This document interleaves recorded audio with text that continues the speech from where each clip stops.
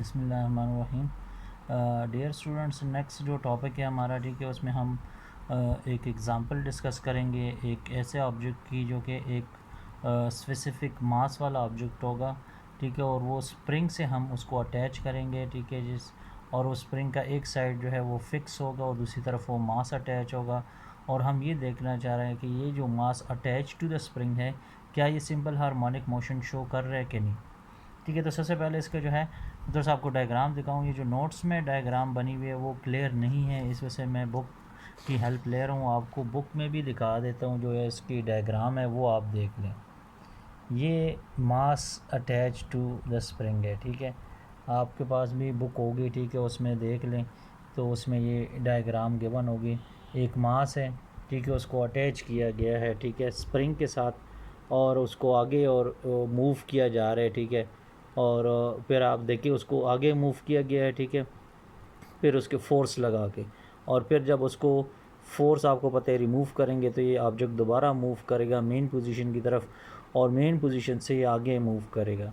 तो इसमें अगर आप देखें तो कुछ पॉइंट्स लिखे हुए हैं बी, ओ और ए इस ऑब्जेक्ट के नीचे। ओ याद रखिए इसकी मेन पोजीशन है, ए और बी एक्सट्रीम पोजीशन है। ए तक हम इसको लेके जाएंगे, ठीक है, तो क्या होगा, ए तक लेके जाएंगे तो जब फोर्स अप्लाई करके लेके जाएंगे, ठीक है, फिर जब इसको छोड़ेंगे तो ये फोर्स जो है वो उसी तरह ये आगे जाएगा, ठीक है, और ये आगे बी पोजीशन तक जाएगा।